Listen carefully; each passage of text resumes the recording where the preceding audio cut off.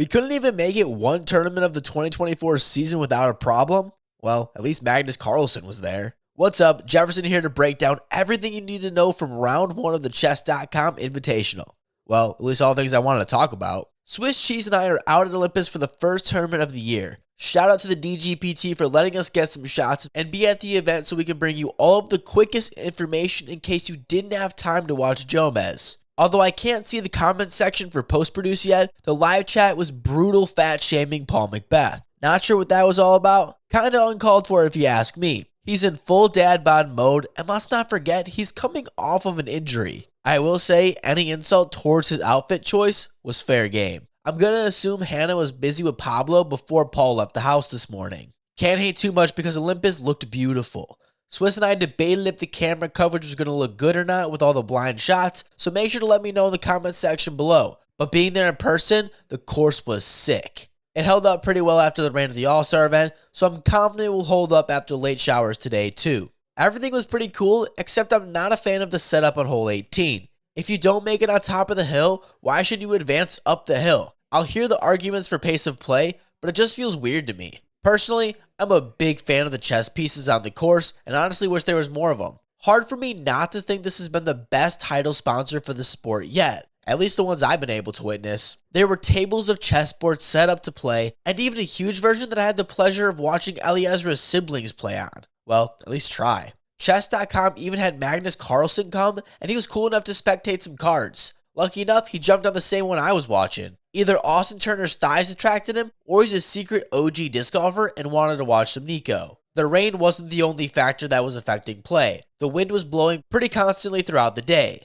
The hot round only being a 6 down, which set up a 4-way tie for first place, consisting of Wysocki, Barella, Antilla, and Joey Buckets. AB played clean through basically the entire round until the final hole. The weakest part of his game was a few drop circle 1 putts that costed him vital strokes at the end. Other than that, he showed a promising start going 3 for 3 in circle 2.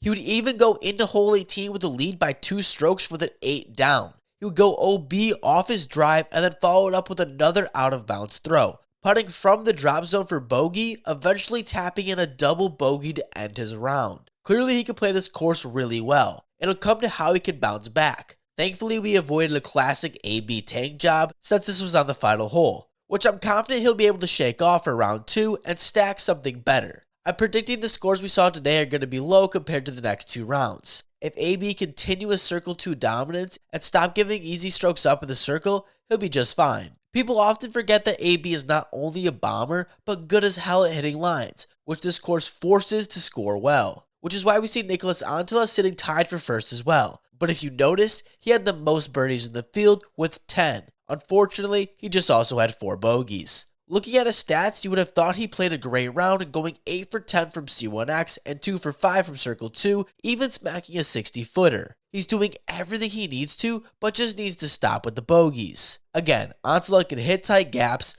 throw far, and hit putts from distance. Everything you need to do to shoot well at Olympus. This would be huge for Discmania if he could pull this off, and to finally get that monkey off his back. It's inevitable at this point that Nicholas gets a win on tour, right?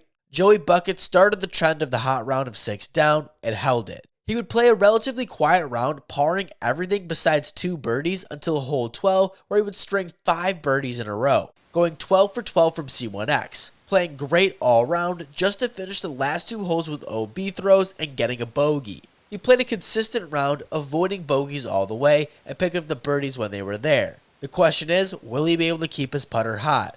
Ricky Wysocki started his round smashing circle 2 putts, but slowed down quickly, just to snag a few more at the end to sneak his way into the lead card, being one of the only players to shoot a clean round. The other notable player to do that was Gavin Rathbun, who came into this tournament with something to prove as he is sponsorless currently. This round hopefully turned some heads his way. Yes, he managed no bogeys, but if he wants to keep up, he's got to get that putter going.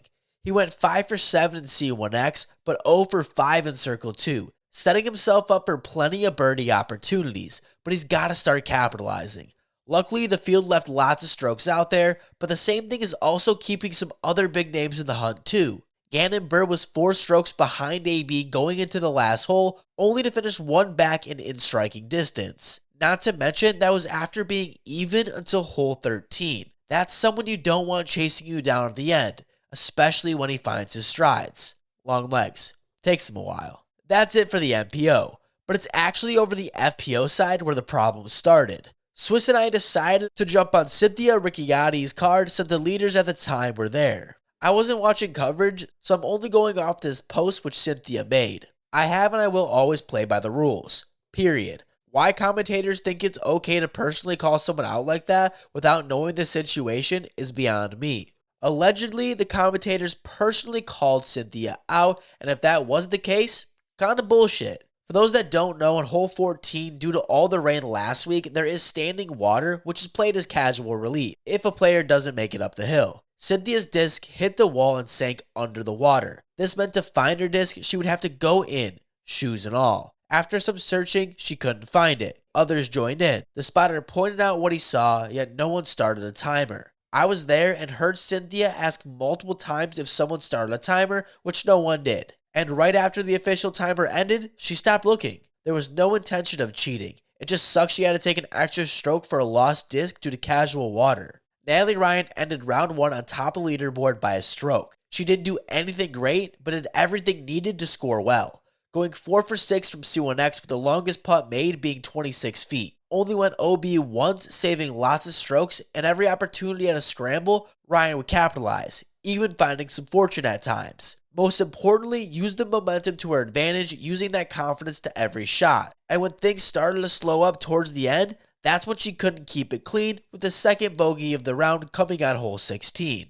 Evelina Solonen with a 5 down is in second place with only one made circle 1 putt out of 4 attempts. Evelina has one of the highest ceilings in the sport, but for the love of disc golf Jesus, she needs to figure out this putting thing. Don't get me wrong, there's been an improvement, but still plenty of cleaning up that needs to be done if she wants to get some wins this year. Only so many tournaments that Tatar's not going to be at.